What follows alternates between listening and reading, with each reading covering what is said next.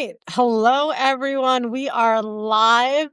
I am so excited to have you here tonight, Ezra. I was talking to my parents and telling them how, we were all talking downstairs at dinner about how you've been our North Store. I can't speak. North Star. Well, let me do that again. You've been our North Star since Trump 1.0. And to not just me and my parents, but millions of Americans Night. across this country.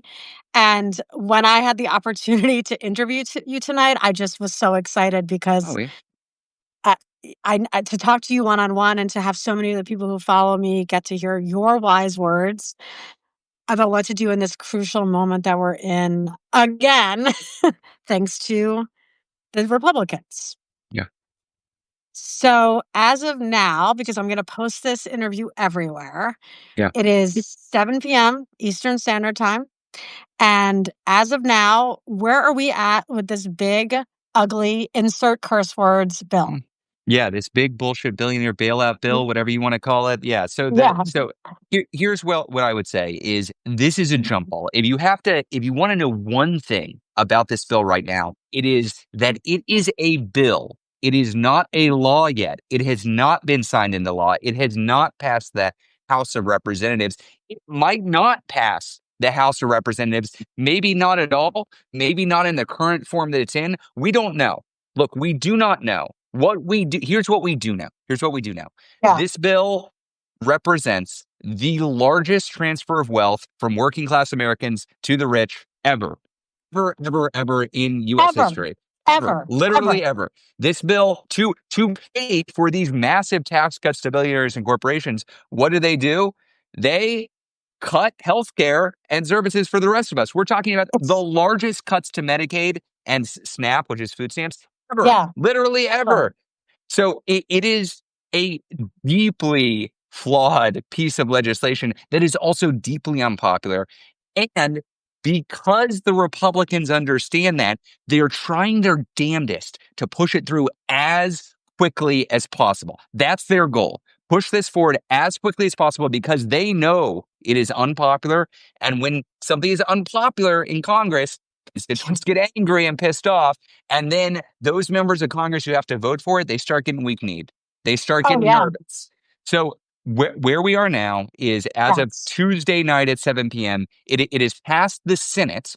Lisa Murkowski made some BS excuse about how she didn't like it, but she's voting for it. Whatever. It's past the Senate. This piece of legislation has passed the Senate. In order for it to become law, either the House needs to pass it in its current form, which they're planning to try to do this week, maybe as soon as tomorrow, or the House needs to amend it in some way and send it back to the Senate. But the House has very, very slim margins and a lot of very crazy members of the House that want to make it worse and nervous members of the House who are worried about being defeated. So this is a live fight. That's what we need to know. This is a terrible bill. We have faced terrible bills before. I'm a former congressional staffer. Yeah. I cannot count the number of terrible bills that have made their way through one chamber of Congress and then died, never to be seen again. One obvious one that comes to mind, the Affordable Care Act repeal in 2017. The last time there was a Republican trifecta, they made it their top priority to repeal the Affordable Care Act. They were going to do it. They made it through one chamber of Congress and then it died. Yeah, they couldn't do it. It busted. So that is, I hope if people internalize one thing, it's that this is a live fight and whether or not this passes is going to be determined by how engaged people are right now. Yeah, and that's exactly what you and Indivisible are doing. So right now, it passed with amendments through the Senate. That's why it's going back to the House. This, I'm just a bill on Capitol Hill in real time, in real life, right? When I'm not doing content creation and interviews like this, I'm a high school history teacher. I teach government and civics. So so this is watching it in real time. So right now you're telling us that it's going back to the House because the Senate added amendments. That's right. And I know all of my followers and the people watching right now, this is one of those moments where we can make history. Yeah. So what should everyone be doing? Like, how do we approach this in the next 24? You're saying in the next 24, 48 hours, they can be voting on this thing? Currently we're hearing tomorrow that there could be a vote in the House of Representatives tomorrow. Now, the other thing we're hearing is that they don't have the votes yet. Now, in the House of Representatives, they can lose 3 votes. That's it. They can only lose 3 Great. votes in that, 3 total of 3 votes and still pass it. So we need to pick up 4 votes. Our targets, we're targeting Republicans all across the country. We have 26 Republican targets. We need to get 4 of them. Wow. We get 4 of them on our side, boom, it's dead or at least delayed. And delay is a win. I want to be clear. A Yeah. delay is a win here because that is the game. They want to go as fast as possible. We want to slow it down because it's so deeply unpopular. So what can you do right now? Yeah. So I say this as a former congressional staffer too. I think people might think, well, calling Congress, what's that going to do? Who really cares about calling Congress? I can Right. tell you, as somebody who worked in the congressional office, who answered phones in the congressional office, who talked with the boss about the calls coming in and the incoming communication, it works. It does work. Works. A competent member of Congress, and they're not all competent, but a competent member of Congress will be tallying up the number of calls from their district. And that's key. You shouldn't, like, you might hate some member of Congress or be really frustrated with them, but they live on the other side of the country. I'm sorry. They're not your representative. They don't care what you think. That's We, so important. Yeah. it, Yeah. and I understand how tempting it is because I want to push some member of Congress from time to time too. But we had a special filing cabinet that we kept for incoming communication from out of district. When I worked on Capitol Hill, we called it the trash bin because it was a trash bin. We Okay. just threw it away. We did Okay. not pay attention to that. So Okay. you should find out who is your member in the House of Representatives. If it's a Democrat, call them up, thank them for fighting, and ask them to be out there and be loud fighting. If it's a Republican, lucky you. Lucky you right now. I would Bingo. never Yeah. say that. I would never say that normally, but lucky you. You have Yeah. a Republican who could determine the outcome of whether there is a mass deportation force funded at the level of the Russian military in this country. That's what's in this bill. You get to determine whether there's massive tax cuts for the rich. You get to determine whether Medicaid and food stamps get cut because you have a Republican who could be the difference. So if you got a Republican, thank you. Make that call. And it's not just on you. It's not just on you. You should reach out to your friends and family members and colleagues. The number one thing that I'm worried about right now is not that the public is going to warm up to this. The public hates this. It's not a Right. popular piece of legislation. Right. I'm worried the public doesn't know about it. The polls that we have right now, millions upon millions of Americans don't even know this bill exists, let alone what's Are in you it. serious? Yeah, it is, and that's by design. That is by design, right? They're Right. trying to push it fast. So, yes, by all means, call your member of Congress. If you're feeling particularly bold, you can show up at their congressional district office. You don't have to be Oh, an expert in Medicaid policy or tax policy. You can just show up, bring a few friends, and say, "Hey, I want you to vote the right way." It sends a real significant message. These are public buildings. We have Indivisible groups show that's up all the time. You can that's just right. go and put this pressure on. Bring people along in the next 24 hours. This is the time to raise the alarm. So we have 24 hours. So for people, I've had some people telling me this is like last night was the first time they were calling their senators. And Good, I was like, great. great, awesome, Yeah, wonderful, like amazing. yeah, Don't be ashamed about that. This is great. it's awesome. So for a first timer or someone who hasn't been so bold, Yeah, yeah, what should they say? So I see yeah, someone saying they want to call Representative Nancy Mace. Now, if yeah. Nancy Mace, no, I do too. I have a lot to tell her. But if I'm in New York City, I do see that I do see that I have Lawler to call, right? So Yeah, let's say, let's pretend I haven't called before. I have. Let's yeah. pretend it's my first time. I'm calling Representative Lawler. What should I say? Is there a certain script I should follow? Should it be authentic? Does it matter?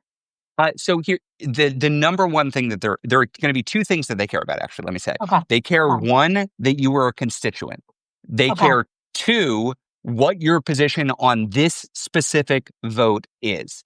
That's it. You do not have to be an Good. expert. You do not have to be an expert in the specifics of the bill. You don't have to be some policy wonk. Your legitimacy Mhm. comes from the fact that you are a constituent. That's it. Because Lawler, Okay. he's in a tough re-election race He next sure year. is. He's He worried sure about is. losing his job. And so he Yeah. is going to be looking at the numbers that come in. Now, he might tell you to go, like, he might ultimately ignore his constituents. Sometimes that Right. happens. But for the Right. purposes of applying pressure right now, here's what I would recommend. Call Mhm. up, be very friendly. This is not, you're Okay. not getting in Oh, a fight. be Yeah, friendly. That's be friendly. important, people. Yeah. You're a nice, friendly constituent who's maybe persuadable. You're on the fence about whether you like this guy or Mhm. not, but you're really Mhm. concerned about this piece of legislation. Give them your name, give them your address so they can verify that you're a constituent. Again, very important.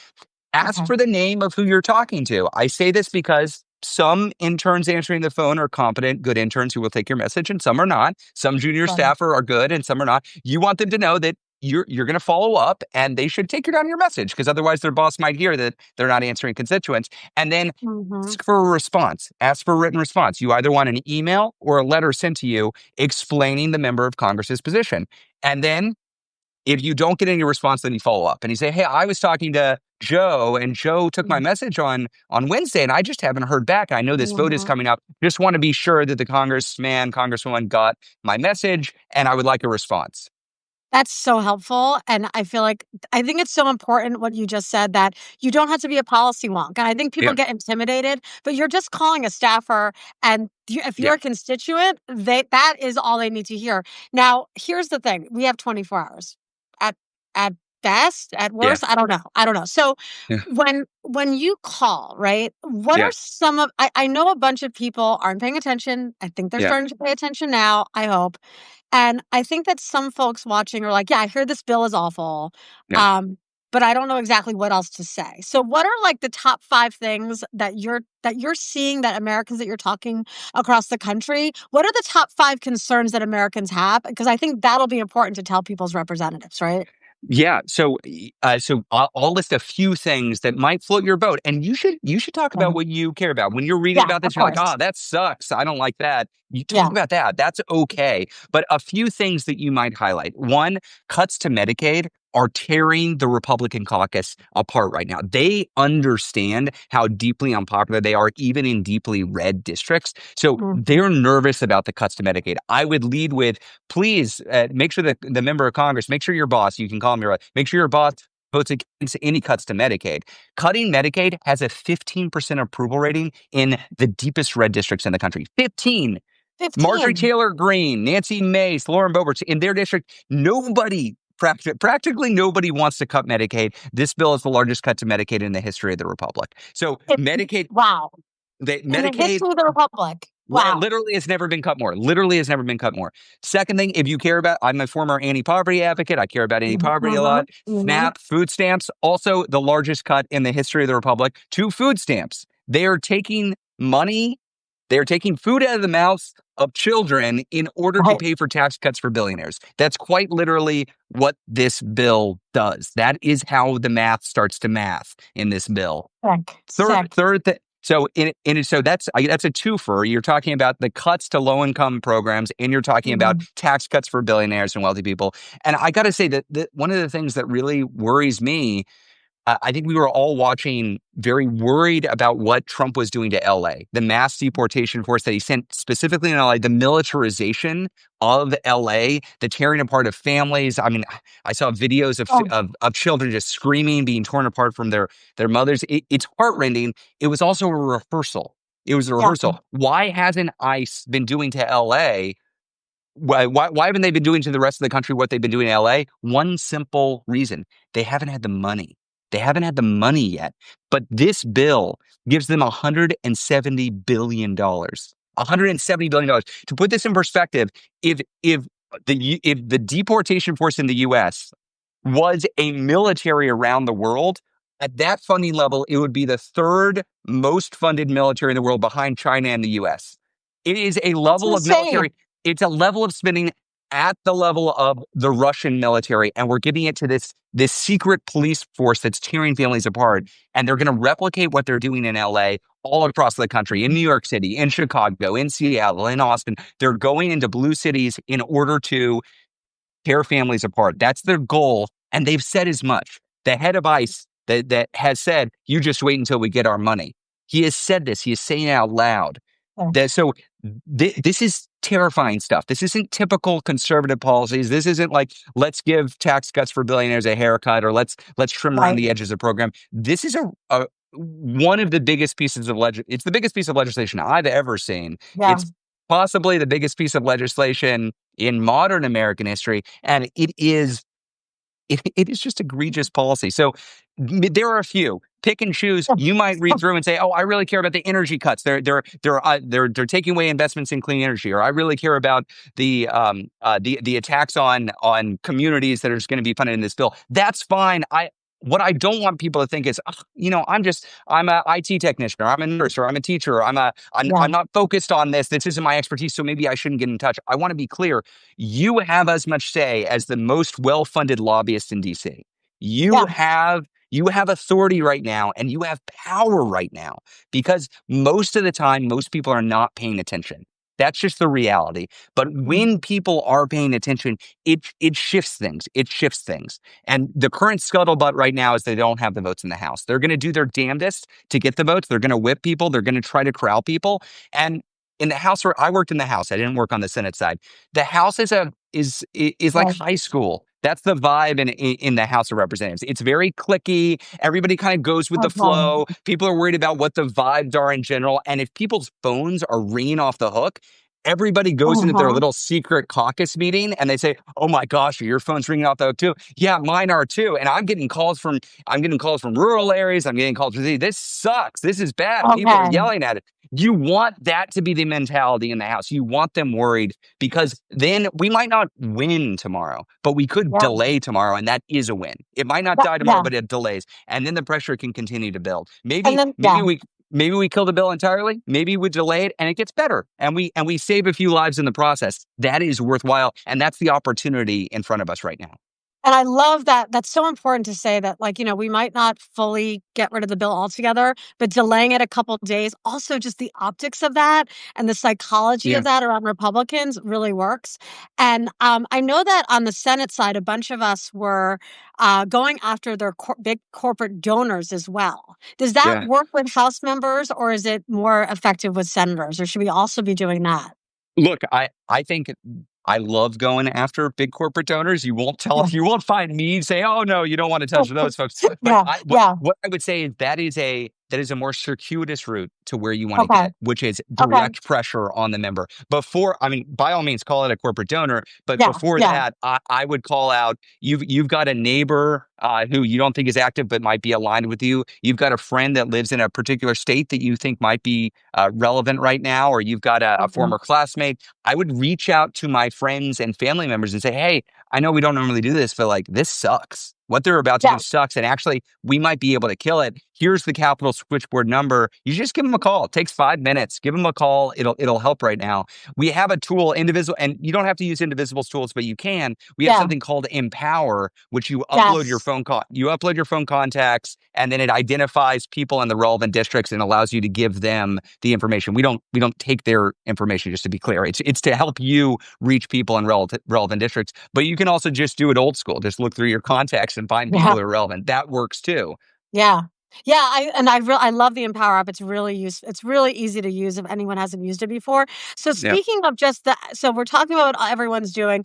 Also, Indivisible, you all have been doing so much creative work around galvanizing people, whether it was the No Kings March, which I really felt I was in New York City. It was just Yeah. electrifying. Yeah.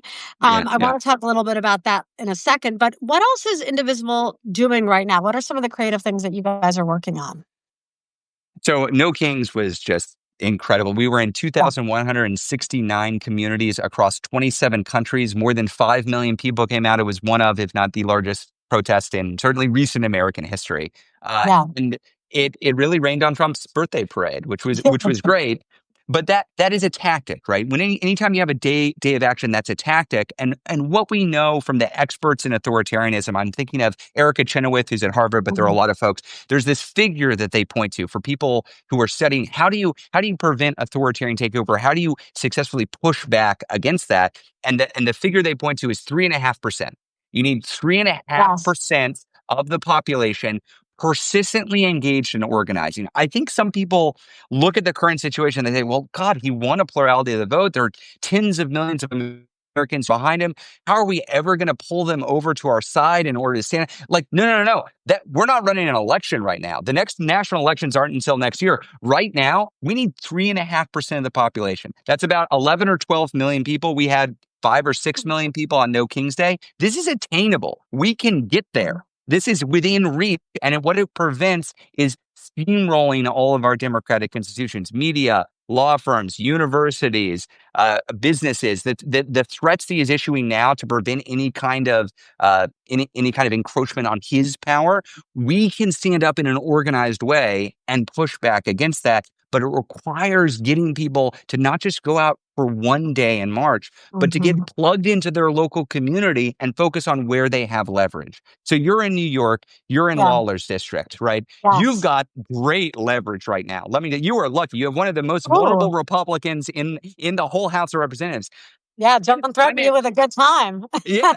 And Jamie Raskin is my representative, which is Yeah. Oh, oh, great because Jamie oh, Raskin is one of amazing. the best members of the House of Representatives. But also, I don't need to push Jamie Raskin. Jamie's on the right side of everything, and he's a leader on these issues. Always. So my focus instead, if I'm just thinking, what Mhm. can I do in Maryland? Well, Maryland has a trifecta government. Democrats control the Mhm. governorship, the attorney general, they control the House, they control the Senate. Maryland should go on offense against federal overreach. So Yeah. you should, but I'm not going to tell you one size fits all. We're all going to do this thing. We've all got to use our heads. We've all got to get organized in our own communities where they are. This is why there are nearly 2,500 local indivisible groups in every congressional district in the country. They're not taking my marching orders. That's not how this works. They're organizing themselves. So I'm not going to tell you, go sign some online petition and your problems will be Yeah. solved. Go sign up for some newsletter.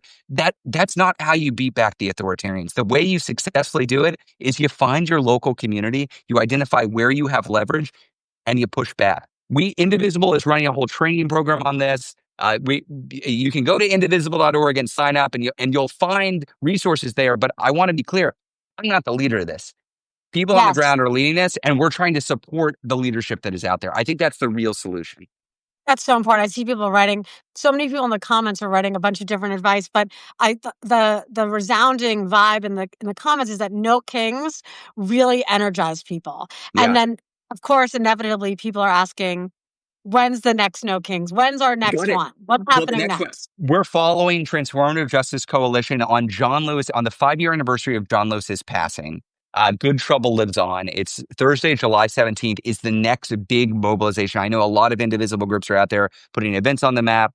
You don't have to be part of an indivisible group. You don't have to be part of any group to participate in this, though. We're looking to come out and remember John Lewis's legacy and stand up for democracy and equality and justice, which is what John Lewis stood up for. So I would put it on your calendar, July 17th. Find an event near you. If there's not an event near you, put one together. That's how No Kings came together. It Mhm. wasn't an organized political project of any organization. I mean, I'm proud of how Indivisible supported it, but this wasn't driven by some national operation. It was normal, everyday people who looked around and said, "Oh, I guess I've got to do something." And they started their No Kings Day protest, and millions of people came out. That's the recipe. Rinse and repeat. More Yes. and more people from different walks of life continuing to build. And the more we do that, the closer we get to that 3.5%. That's what we're doing. We're building that muscle.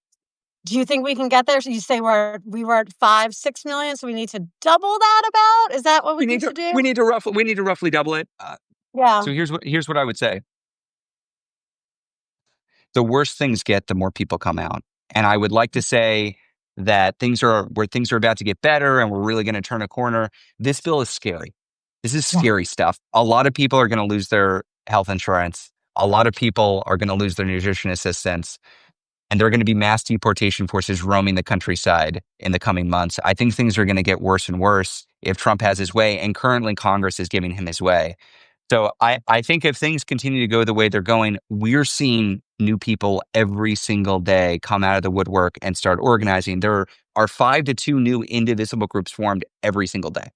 Every Yeah. single day, Yeah. 5 to 10 That's new amazing. people who just decide, I guess I got to bring my community together. And these aren't in just the big city centers. I'm not talking Chicago and New York and San Francisco. I'm talking tiny little towns in Midwestern states or in Alaska or in the deep South and towns of 500 people. And now there's a new indivisible group they are organizing. That's what we need. Whether it's indivisible, and I just want to be clear, you can organize with indivisible. That feels like your home, but pick your flavor. It can be anything. Yeah. It could join your Working Families Party chapter, your Move On, or March for Our Mhm. Lives, or whatever feels right to you. the important thing is less what is the national organization is supporting it. There's a lot of saturation across national organizations that support folks on the ground. What's important is you have real people in your community who are meeting on a regular basis, who are focused on what they can do. That's where the magic really happens.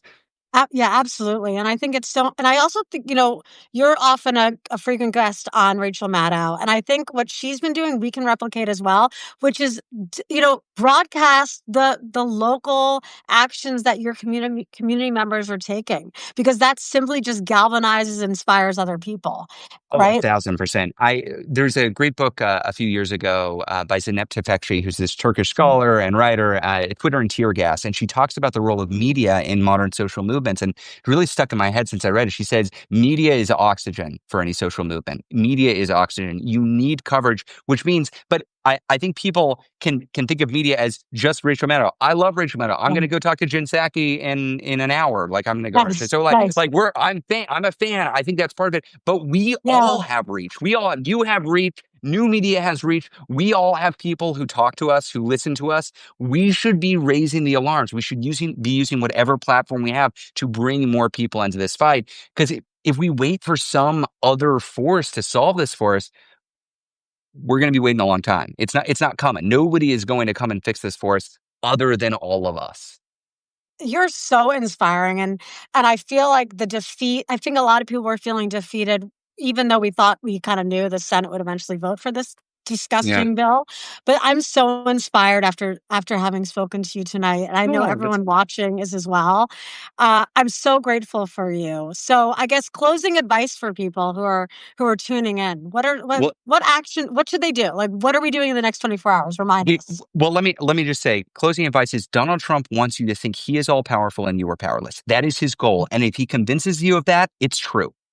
That is his goal. And I want to be really, really clear. He is a weak, lame duck, unpopular president. The Republicans have minuscule margins, historically minuscule margins. And what they're trying to push forward is deeply opposed by the vast majority of Americans. We have more people on our side. We have more political power than he does. If we organize, there's a place for you if you're in a red area, if you're in a purple area, if you're in a blue area. I don't know what the outcome of this legislative fight is going to be. What I do know is that our enemy is not just a Donald Trump or a Republican Party in the Senate or the House. Our enemy is cynicism and nihilism and fatalism. It's the belief that we are just victims of world events driven by this mad king. And it's not true. I'm here to tell you it's not true. If we organize, we can win. But that means taking action. That means you don't just sign your petitions. Don't just sign up for newsletters. Don't just exist online and doom scroll. Make a call right now. You can leave a message, make a call in the morning, check in, get in touch with your friends and family members and say, hey, I know we don't do this normally. I know it's kind of scary, but really, I just did it. Takes 5 minutes. It doesn't hurt, and it actually could make the difference. This is the time to get a little bit uncomfortable, step a little bit outside your comfort zone, and push. You could make a big impact right now. Thank you so much, Ezra. I hope to speak to you again soon when we have some Anytime. victory with this bill. Yeah. And I'm going to post this everywhere and get everyone else as inspired as you've made us tonight. Thank you so much for your time. I'll tune in to watch you on Jen Psaki to keep my hope stroll going. So thank you Okay, so much. great Have a talking. great Anytime. night. Thank You too. you. Bye.